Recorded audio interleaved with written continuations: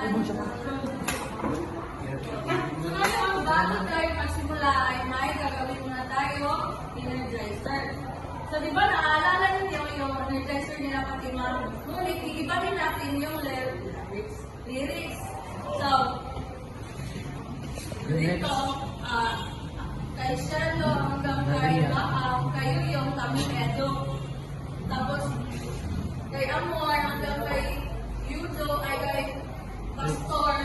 Kayo ay walang tulog.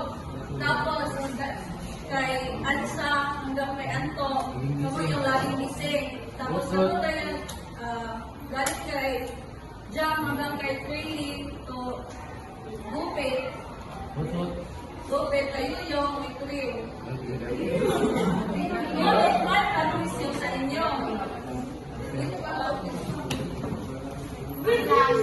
Kasali kayo ninyo sa Ikriw. Ikriw sa inyo, tanong sa inyo.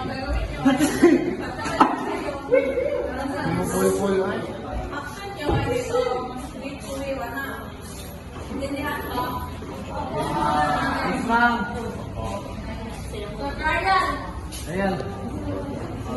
Grabe, Bibi. Video mas Bibi. Na. So, dito.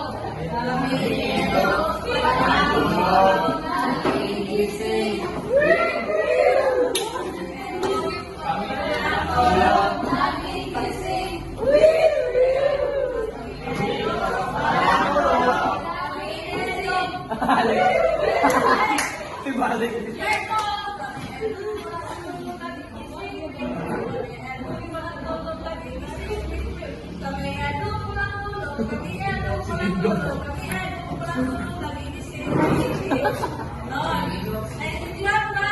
Oo, ma'am. Okay, 1, 2, 3,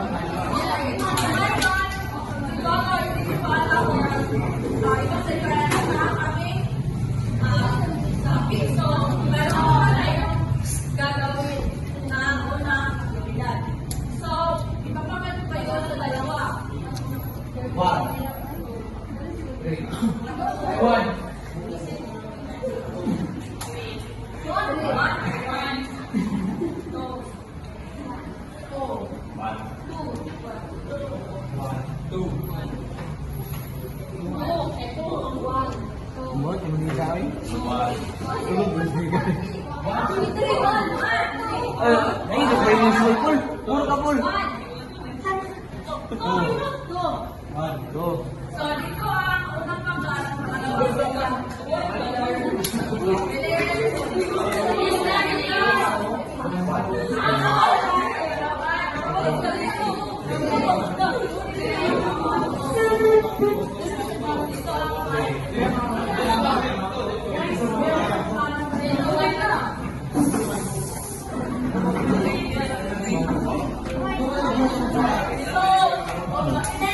Alam ko kung sino ang walang kuha ni Senator ay mayroon kami quiz at verify.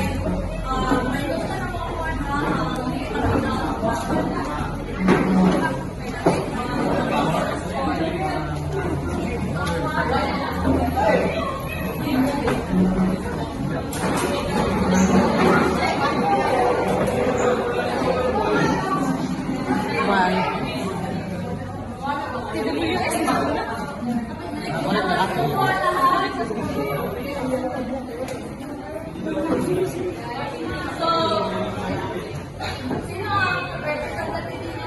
Ayun na. Ayun niya.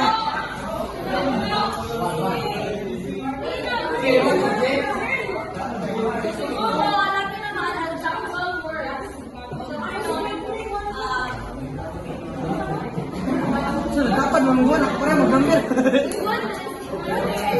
Maglagot ano yun, no? Okay, 1, 2, 3, go!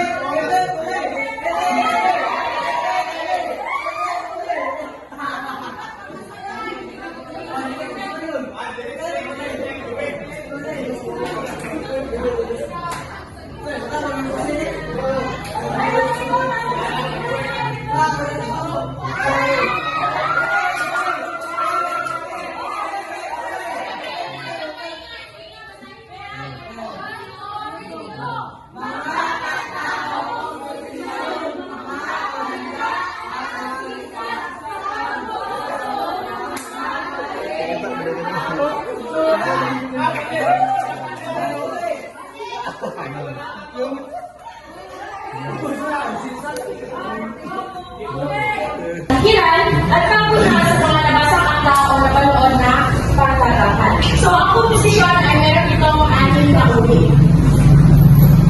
Ang una ay ang informatibo. So, ang informatibo ito ay naglalaan ng mga matutunan na informasyon na gaya ng ating mga kasaysayan at mga balita. So, siguro na malalang natin na ang mga balita ay nagbibigay ito ng mga matutunan na informasyon maliban na lamang sa nakikita natin sa online. Kasi, hindi lahat ng nakikita natin sa online ay so, argumentatibo, ito ay naglalarawan ng mga provision na nangailangan ng pagkalunan o pagpapaliwanagan. So, halimbawa nito ay ang mga editorial. So, paghihigayan, ito ay mga text ng pag-uusap. So, halimbawa, mga nakasulat ng propaganda sa eleksyon at mga advertisement. So, sino ba sa inyo ang mga bibigay ng halimbawa ng paghihigayan?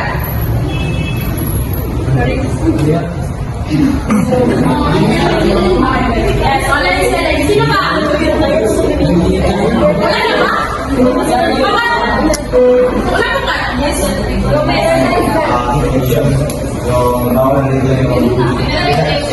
maliban sa naibigay kong pagkakawa. Ano? Ano? Shade. Princess na. Oh. So, halimbawa yung cellphone is yung sa shampoo. Diba nakikita niya yung ano sa advertisement? Nakikita niya sa kasi diba, wala namang bibili sa kanya ang mga produkto kung hindi sila maghihikayan. Tama?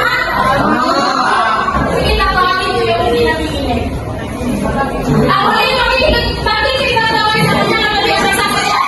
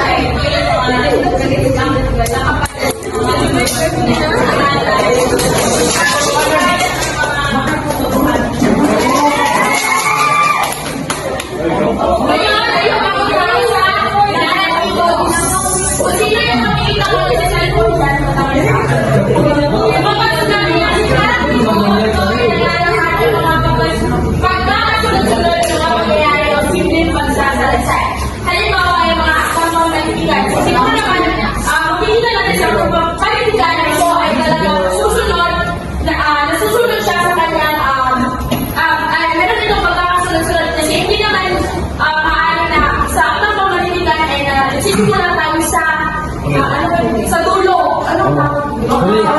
Sa wakas, di ba? Ang nakakapangit naman kung magsisimula tayo sa wakas. Dapat na nasisimula ko sa mula.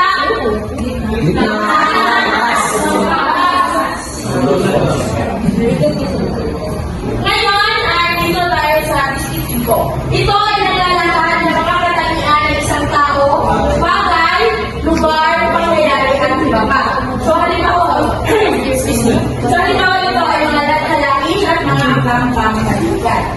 So sa panguling, ulit na ang posisyon ay ang kasimulan. So ito ay naglalahat ng mas pagkakasunod-sunod ng hakbang sa paggawa ng isang bagay. So halimbawa ay ang pagluluto ng kahit anong uri ng pagkain. Diba? Hindi naman tayo makakapagluto ng fried chicken na hindi natin sinisinihan, no? Right. So hindi natin sinisinihan, no? Ang kalan, ang kahoy, ang kahoy. Ang kalan. Ang kahoy. Ang buwan. Ang onsen.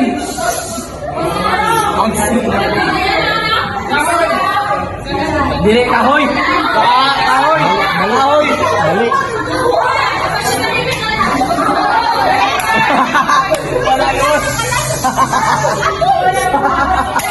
Ako.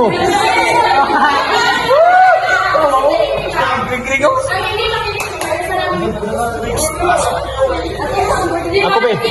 Hindi naman tayo makakapagluto ng fried chicken kung hindi nakasindi yung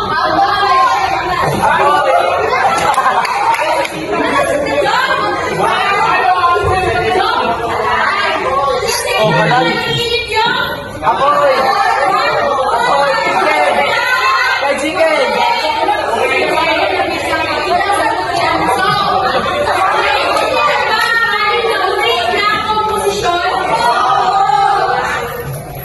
Babae o lalaki na may kulay itim at damit.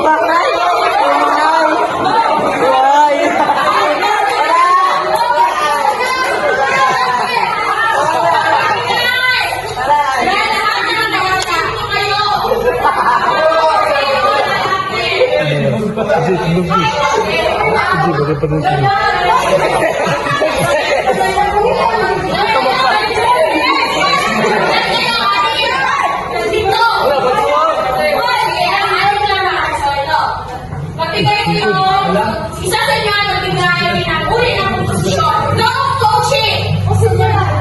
Oh, yes.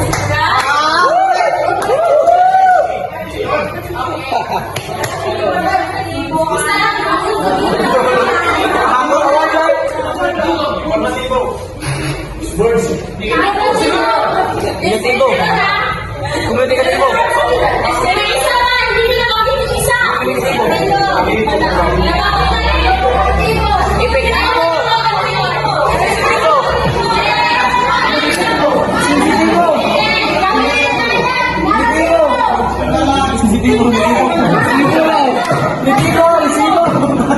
Sino yung nagsabi kanina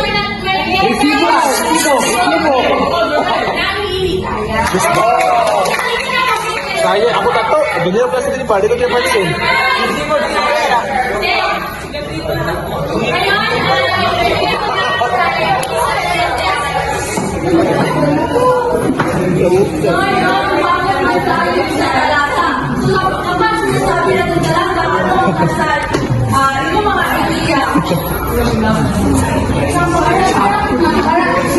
Ada di diri ka.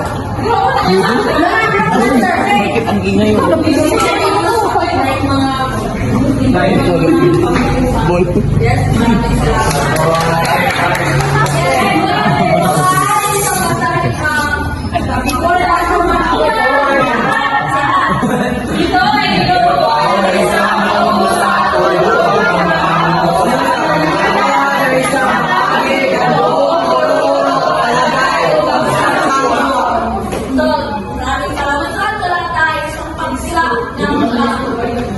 Isang paksa, tanong na, pag-usap. So, mayroon po mga pamagyan sa lata. Una ay pangunahing, pag-usap, gitnang pag-usap, pag-uwas na, pag-usap. So, ngayon, mga tayo sa uwi ng lalata. Una ay panilang lalata, ang aling pagkasarin. Ito ang una, umisa, ilang kasi sa lalata. So, kung nagtala tayo unang bahagi na sa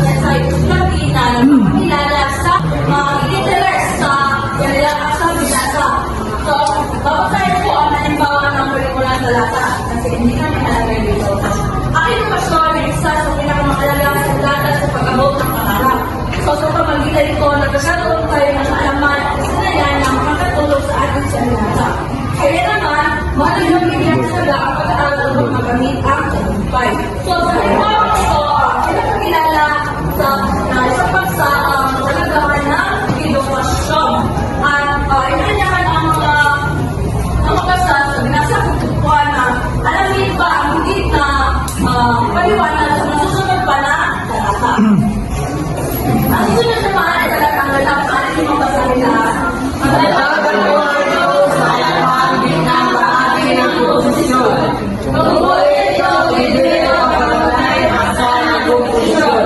Sinasabi ito ano ang paliwanag ang sunod ay ang nilalawan o bigyan at bilang. So, ano lang ang kalabay ang bahagi ng narangka na nagagawa ng mga ideya, detalye o ebidensya na sumusuporta sa mga kamanahing talata. So, ngayon, babasahin ko ha. So, ang edukasyon ay sulit sa tagumpay dahil ito ang naghahanda sa atin para sa inaaraw. Sa pamamagitan ng mga aral, natututo tayo na mga nagkakasanayan tulad ng pagbasa, pagsulat at paglutas ng mga problema. So, sa halimbawa ito, ang talata ay nagbibigay ng paliwanag sa pagpaliwanag ng detalye at sumusuporta sa idea ng kamanahing talata. Hindi nga ba? Yes. Susunod naman ay ang talatang paglilipat diwa. Maraming mapasahin na natin.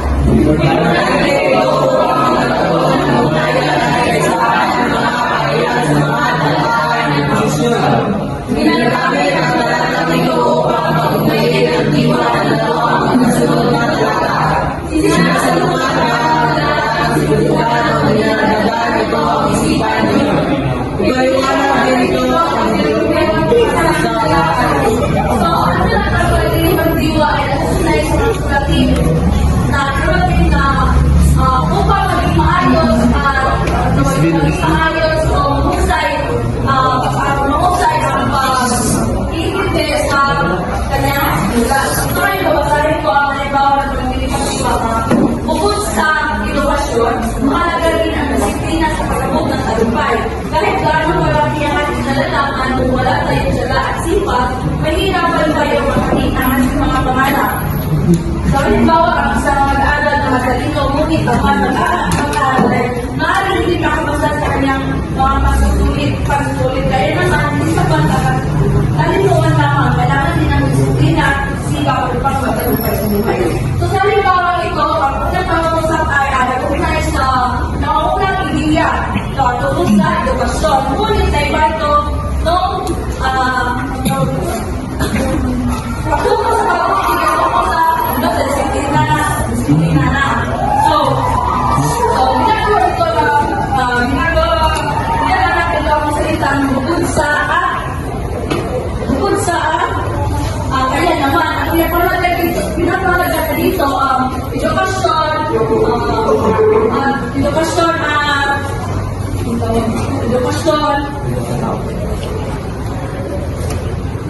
tungkol sa kanyang sinulat na yung pagsang mahalaga ang edukasyon. Next is talata pagod. Ano di ba masahin lahat?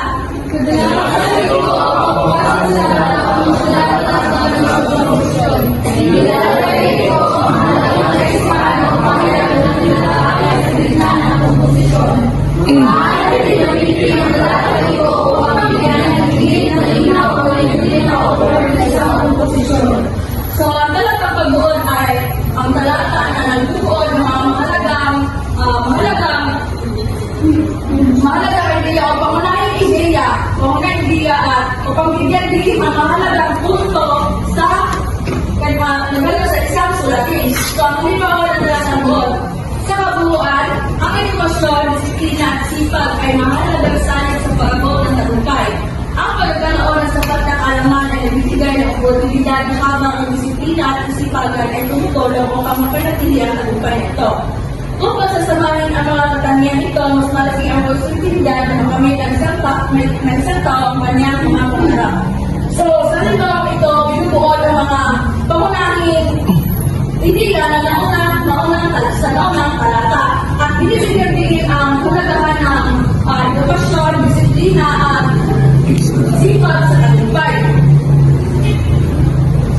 Sino yung may sinsing?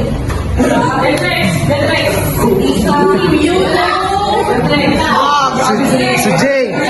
Jay.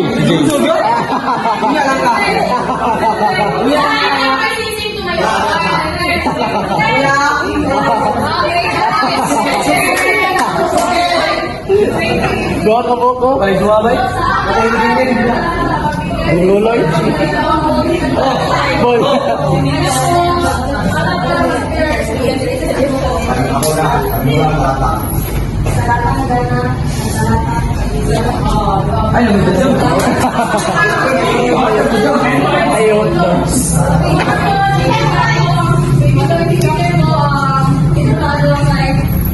Ay, kulit sa pagtinubol na. Direct? Ang tawag ko kunin mo ba?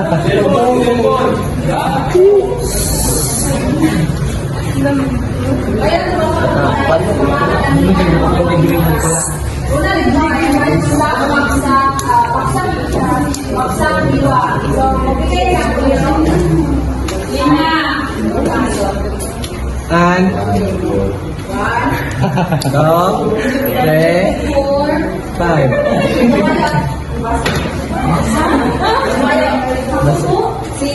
Hindi po. Ikaw yan.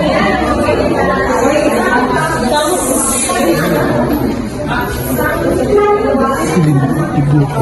Oo.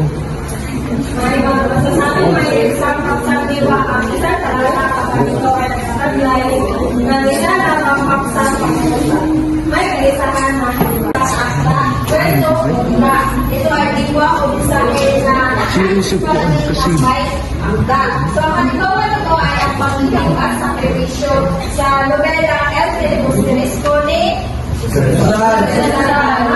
makikita ang paksang diwa nito ang pagmamahal ni Simon kay Maria Clara at kung paano ito naging dahilan ng kanyang paghigante. So, magbibigay pa ako ng halimbawa ay ang justisya at karunungan sa pelikulang General na. So, sa salitang justisya at karunungan, ano yung masasabi yung paksang diwa? So, justisya at karunungan. So, ano yung makukuha ko doon? Justisya. Meron pa. Alaman. Alaman. Justisya. Idea. Hindi ko na ang makuha yun ay kalayaan. Kalayaan. So, ito ang away sa diwa. So, susunod ay ang privacy. Dahil sa anong diwa. So, ay na makibasa.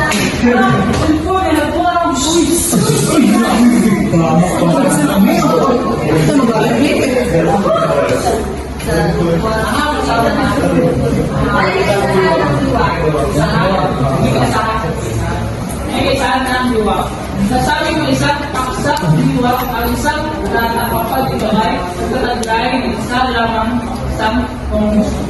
So, ito ay magkakaroon ng isang malinaw at sentrong ideya sa isang talata sa naysay o angka. Ang lahat ng pangungusap ay dapat na sumusuporta sa pangunahing paksa upang mapanatili ang naisahan ng diwa. So, naranapat din na may malinaw na galoy ng kaisipan upang maitawid ito ng maayos ang iyong talata mula sa simula hanggang sa wakas. So, pangatlo ay may waso magpapalit ng diwa. So, dito ay pumasok sa pagpapalit ng diwa ito ay gumagamit ng iba't ibang salita o parinala na may kaugnay sa pamunahing paksa upang maiwasan ang pag-uulit ng parehong salita habang nanatili ang malinaw na mensahe. So, narito ang pagdaragdag at sa kagayon din pangalawa ay pagsalungan. Halimbawa nito ay ngunit, subalit, datatwa, bagaman sa kabilang dako at letter C, paghahambing. Halimbawa nito ay katulad ng kawangis ng animoy, aligay, tapos letter B, pagkukunklod. Halimbawa nito ay sa mga tuwid ko ngayon. Ang lahat ng ito ay pwede mong isama sa iyong isama sa kung ikaw ay susulat ng talata para maiwasan yung pag-uulit ng mga salita. At ito rin ay mas malinaw ang gagawin ng iyong talata. So ngayon ay ang last ay may kaayusan sa kayusan. Bagamat walang tiyak na panutunan na sinusunod tungkol sa pag-ayos ng talaan. Mabuting ayusin ang mga pangungusap sa tala. So mabuti talaga i-ayos natin ang ating talata para maunawaan ng sobra sa ating sinusulat na talata. So, sa konklusyon, ang pag-aaral ng mga kanta o posisyon, mga pananda at sagisan sa pagpapasto ng mga bagay ng kantang isip ay mahalaga upang mapahusay ang kasanayan sa pagsusulat at masiguro epektibo ang pagpapahayag ng mga ideya. So, ngayon ay...